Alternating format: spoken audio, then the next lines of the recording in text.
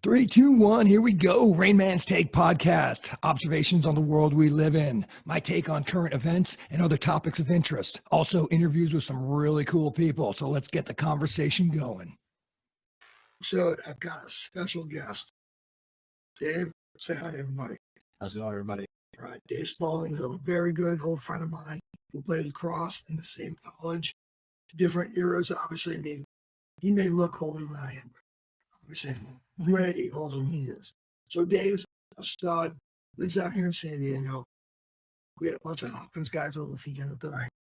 Totally different story, don't need to get into that. I wanted to have Dave on because he is a very interesting character. Coolest thing that this dude has done. He's a big spearfisher, like free dive, the whole thing. He has a great white shark off the coast of San Diego. That, am I right in saying that it was actually on the Discovery Channel? It was, yeah. It was on, so it was just, during COVID. Yeah. See, probably if you, it's very cool. Nice. What did he say? Did he wrap it? He was one at the 30-second clip, but he didn't wrap it. He didn't just like you do with the badminton tournament? No, a buddy of mine had a knife and he's all back with that. Was Skydiving ring a knife? Yeah. With fighting with the shark. So he shows us the video, and you are how far offshore are you? About 12. Okay, so 20 miles offshore of California, it drops off into the abyss like it's thousands of feet. So Dave's floating around the surface around a kelp patty, just minding his own business, looking for a fish, and then Besson shows up. So talk to me. He's like, how did that go down? So the way it went down was, so around the ocean, you don't spearfish.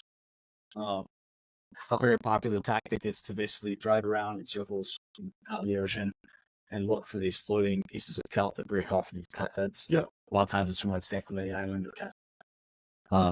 And then once you find that, it's like a micro ecosystem. So it attracts small fish and bigger fish and bigger fish. Brings a little. Did you just think biomagnification? Yeah, that's more for when it comes to like mercury and stuff. Not big fish. God damn, Yeah. All right. Anyways, so the bigger fish. Anyway, so we pull up to the small patty lot from the water. You can see fish swimming around the patty. Yeah, that's the thing. So I didn't play the patty. That's what they're feeding. Yeah. And then if you're high enough up, you can sometimes see the fish, and you didn't see anything. Okay. So we decided to take a break for lunch. And we ended up asked if it's on the patty, and I volunteered to do it. I always shoot it because you're crazy. I always take my gun, always. And there's one time that I don't bring my gun, and I don't turn my GoPro on my mask. Okay. I go for up to it. So I jump in and I swim out to like through my goggles. And as I'm swimming up to I'm like halfway between the boat and the which is how far? Probably like not super far, like 30, 40 meters maybe. But I'm like, look, why myself out here? 20 feet, folks, in thousands of feet of water. But so it's crazy. Yeah, so I'm out in the ocean and I clear my goggles. Sure enough, I look under this patty. It's this like 18 and 19 foot. Where those are trucks. Wow, Kim. Way not 5 feet underneath this patty. Plastic, great white. I've never seen one in person. And it had the white belly, just massive. So that's at that point, I just couldn't believe my eyes. And I turned around. I was thinking about calling the boat over, but I just decided to do the combat side stroke and swim smooth as fast as I could back to the boat. I jumped in the boat. And everybody on the boat was like, what is it, loaded with fish? Without their mine yellowtail. I was like, no, there's a massive great white shark.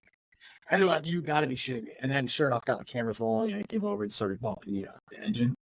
Oh, really? Yeah, started bumping the engine. And so that's the first any type of condition. So the guy's comfortable in the ocean. And apparently, you want to get into that boat as fast as you could, which is awesome. Yeah, it was a freak show with that. The only thing I this is not personally, but my wife and I did African safari several years ago. And our guide was just this awesome South African kid. He was great. He came to our house like 2 years later on a tour around America, stayed with us for a couple of days. He told us a story. He's out in the bush, and he gets out of the boat, out of the car. In your case, so he gets out of the car. He's walking around the bush. All of a sudden, he hears like something rustling, and a male lion charges out of the brush. And he's like, but and It's not like fight or flight behavior. exactly. And so he stopped, and then the lion stopped like 20 feet away from him, and the Mexican standoff, and then the lion takes off, and my buddy, the way he talks about it, it's like seeing that thing. He's like, was it like that? Yeah, it's overwhelmed by events. Yeah. Bogey. Is it like you just immediately feel like you are so far down the food chain that I mean, you're like helpless, and that's it. And what's crazy is that actually, like a week before that, we were out of the water and we kept our radio like a line of sight radio. Yeah. Channel 16. First look. right? And somebody had mentioned that they had hooked a great white shark while they were fishing. I don't think that's funny. Yeah. While they were fishing on the paddy, hooked a great white, and I left it off. And sure enough, a week later, I ended up seeing it face. It's probably the same. So if I remember correctly, you told me you gave it to your girlfriend or your wife at the time, and then the Discovery Channel called somebody and said, we heard that you had a sighting of a massive great white. Yeah. So I had it on YouTube, not like YouTube or anything like that. So it has you came out more to fly. Yeah. Well, no. I mean, I don't even know. Great white sharks are us. It's I think the title from type in like Great White Shark Encounter in San Diego is kind of a pump. I feel like I think it's like 40,000 views now, which it's not. I wouldn't say it's terrible. It's a lot of views, and there's a lot of sales. I don't think you sit around session, and so I had that up, and then somebody was cruising on the internet and found it. And somehow got in contact, found my name on Spokio sites, and I called my wife at the time. And I came home. She's like, "Hey, somebody found her video. Wants to this Discovery Channel." I thought she was in the channel. Yeah, it was true. She was truthful. Yeah. Phones. Okay, back to the shark. So this is what I love about Dave. So he's 20 miles offshore. It's thousands of feet of water. I get heebie-jeebies in like 10 feet of water in the ocean, like just offshore. Mm-hmm. That's surfing. Great white activity in Southern California is crazy. There's all the juveniles floating around. Have you seen any since then? No, I haven't seen any since that time. Did it scare you to? Obviously, you've been in the water since then. I have. Yeah. Every time, it's always in the back of your head, especially in like murky water. It's not always supposed to be. Right now, it's pretty easy. So when I saw it, it's really good. Yeah, it was like it was pretty murky, and that's make it a little sketchy. Yeah, the video is crazy, and then you realize it's just him out there doing this thing, and there's no safe spaces for like 100 feet. Yeah, it was. How fast can you swim 100 feet? Yeah, I'm just trying not to splash. You didn't want to make a lot of motions. Yeah, you don't want. You want to let him know you're. Yeah, but it did come over. So it called. I don't know how close it was to me. They followed me. And so it was banging up, just kind of shooting itself. Yeah, it was hitting it. I think there's several ports for actually coming up and like hitting some of the engines. Transition. It's in the clock. 11 minutes right now. Transition. Go out of the water into the air. It's true. Jumping off of bridges, out of airplanes, out of helicopters. How many jumps you get? Not that many, like 106. That's including zero, so that's pretty good. But it's not like I have friends that have lost. Yeah. Like one of my instructors was on Iron Envy. Yeah, he got like literally 30,000 jumps, like uses.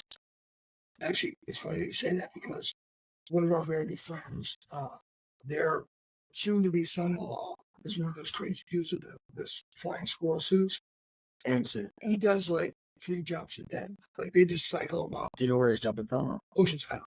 Okay. Yeah. Oh yeah, they do that, and then proximity flying once they start base jumping. That's famous. Yeah, and he's done all that. The Eiger out in Switzerland. Was that just that massive? It's just so big, like, yeah, click that ring. If you base jumped up? No, it's on my bucket list. Okay. You're not afraid of it. No, I don't make student. If I do it, it will just be like it'll be like tracks. It just basically has more material. A Snoop Dogg tracksuit? No, it's like a suit that has more material that allows you to catch more air. So you're not actually. So I'm trying to get the courage up to my first jump. We had a friend of ours who has since moved back to Michigan. He's like, Brian, it's one of the things I've just gotten. It's more like I gotta get over the fear. I gotta do it. So I'm like, okay, I'll go with it. And so I committed. So a week before, I'm like, we're based still. Where'd you do this? So we were going to do it. And not do it. Okay. We were going to do it up in Oceanside. So it's a week before. I'm like, okay, he's actually serious. This is actually going down. Now I got to start getting myself geared up for this. Like 2 days before we're going. And at this point, I'm like, it's going to happen. I got to gear up and ball up and make this go. He calls me up. He's like, dude, I have not slept for 4 days. I am so freaked out. I can't do it. Yeah. Like, he was so extreme anxiety. Yeah. So you know what you should do is strap a heart rate monitor. It's always next time when you do it, the heart rate monitor on, and just see how it spikes. It's usually like right before you, as you jump, we get it. So usually like you jump out, once you jump out of the door. So just once you jump out and yeah, you get usually spikes the second. Once you actually pull your chute is where it will spike again. But like actually when you're in free fall, a lot of times it just goes back to the like when you're jumping off a bridge and something to feel off the roof. Well, it just goes it literally goes back to base. It's just like so like this. Nice. What's baseline? You still got 3 50 baseline? I've got it down to 32. But that's when I was like, but baseline is 48. And what? So for you, how does like it goes with that? It'll go to like 70. So you're not fighting to like nothing like crazy isn't kind of. But you'll see like a change for sure. Like what do you? Is it after 130 jumps? Is it like this is awesome? I can't wait. Is there? It's like okay, let's go. But it depends on how much time you've had in between the jumps. I got it. Okay, so then I like the first jump was always like a little bit. The first jump. Yeah. Nice. All right. So we got. When's the next time we go jumping? I'm gonna be going in mid-September. Where are you going? Either Elsinore or Paris. Okay, so you're in an airplane. Yeah. Got it. So a buddy of mine, when I got out flying out the Corps, he did that out of Paris. In the big boxy, really big thing. Yeah. Those guys just go up. They come down faster than they call it Skydiving. Yeah. Like he can fly with foot loss on. Yeah. No, it's awesome. So, dude, do you do multiple jumps a day? And how do you pack your own parachute? What is that all about? Yes. You do? Okay. Yeah. So you show up with like 3. So usually back the day before. Typically, try to shoot to get 3 today. Sometimes so you got 3 parachutes ready to go. All ready to go. And then, but we do have rigorous contract. Okay. It's not bad. It's the same if you land, you can grab another shoot. And grab a cup of coffee in between there and go. Yeah. Crazy. Like I'm scared to do the first one. You'll probably love it after do it. Actually, what I'm gonna do is I got it spread out. I'm gonna have a wrist GoPro, and I'm gonna wear a Hopkins lacrosse sweatshirt, hoodie. Let's go. I'm blast that yacht everywhere. If I can get, and you'll already get the that's motivated. I talk a big game. I'm like, that would be awesome. Mm-hmm. Right. So, how long does it take you to pack one of those shoes? Typically 20 minutes. So the thing is, the shoes that we're using, like you can literally stuff them in the back. So like, as long as you don't have like lines that are like posterior paths, you can pretty much crumple it up and stick it in there. It wants to. Okay, that. Yeah. So, and the pilot chute we use is different too. It's like a spring-loaded pilot chute. And that's the 4-in-1, like fully aerobatic. You could do everything on that. Yeah. Well, it's heavy. It's a big heavy. So it's meant to like be able to carry a bunch of gear. So it's very big rounds. Very forgiving. No, it's not. It's not round. It's still rectangular. But it's not the same one as like the SEALs or the Army guys that jump into football games. It's no. I mean, those are more like actually. There's a Sanger 2s, I think, which are like high performance cannon views. So there's swooping's a whole different like ball game. Have you got it? Swooping, I mean, no. When are you gonna bring it? That's a lot. I mean, I do have a 210 and I'm like 250 right now, so it's not a 1 ratio. So if I go and jump this thing, I'm gonna be moving. But it's like a race car. It's like you pull down on the whole. They want to rig seal, and you feel all the blood like rush your feet. And then swooping is when you come really close to the ground. Yeah, no, and you basically come down and then you plane out, and then you like an airplane flare, just like yeah, that's nuts. And by the way, if your boss is listening, he's trying to die. He's trying to get down to 210. He lives good at 250. Thanks. I mean, that blows my mind. You saying I'll land, just stuff that thing back in the bag, go back up. We still pack it, but as neatly as I can. I just want to open smoothly, and you want to open, you know. But if you really needed to, and somebody packed it poorly, you don't have like a line or a step through, as they call it, the canister or the container that you're packing in is flipped toward you. Then you'll have one line, which you have to kind of wait, and you're like, if I'm rushed, I'm just gonna stuff it in there. I'm just gonna open at 20,000 feet when I'm stepping out. But you also have a reserve. It's been so if you needed to cut it away, you had another shoe. Okay. It's not base rig doesn't have that. Base rig is just. Oh yeah. Like in the hill when you jump off a bridge or this fast. And also another focus of mine too is that if you jump out of a plane with chutes, whether it's civilian chute, Saber 2, very big, you still have it's called a sightless. So it's an actuation device where it will fire automatically if you're going at a certain velocity or certain speed. I feel a certain altitude. I thought when you get terminal velocities, it's the same though. No, it's the same, but basically it tracks like how high you are AGL. Is that big? No, that's your little finger. So you're falling out. But so theoretically, you can jump out of the aircraft and you can pass out, and your reserve will still fire because you have an actuation device. Oh, so it'll automatically go. Or it'll automatically go based on how fast you're going and what your altitude is. That's good. So like, very good there. As long as it's on, it's calibrated correctly. Right, so one. Obviously, I'm afraid to do this. One of my biggest questions here is, I have a big guy, right? Yeah. Can they give me a bigger parachute? So I'm going to be jumping out of the plane with a dude strapped to my back, the instructor. Do they give us a bigger parachute? So it's the same size. That's the ones where the thing is that it's super, the ones where you're super forgiving because you're supposed to have the net for like combat equipment, oxygen, rucksack in your legs. Did you just call me fat?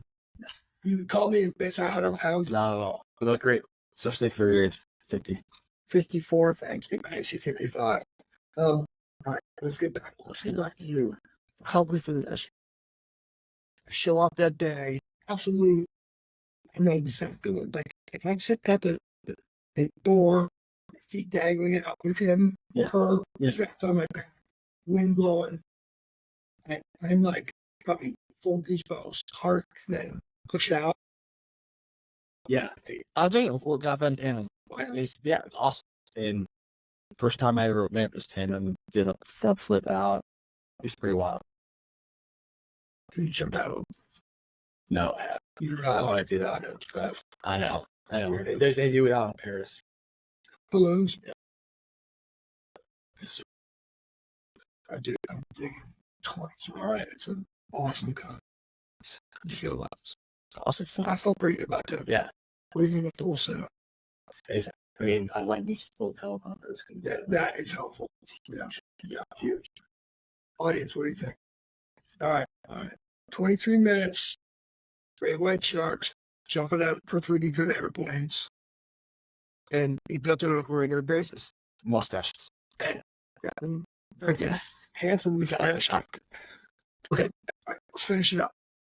If you're in the military, police departments, fire departments, first responders, if that's you out there, like this guy, thank you very much for service. Stay safe.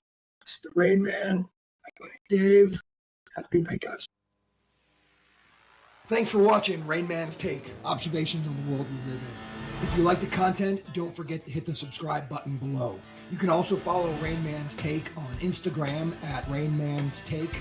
Also, check out our website at www.rainmanstakepodcast.com and send your comments to rainmanstake@gmail.com. Keep an eye out for future podcasts, which will be coming out every Thursday at 5 p.m. West Coast time.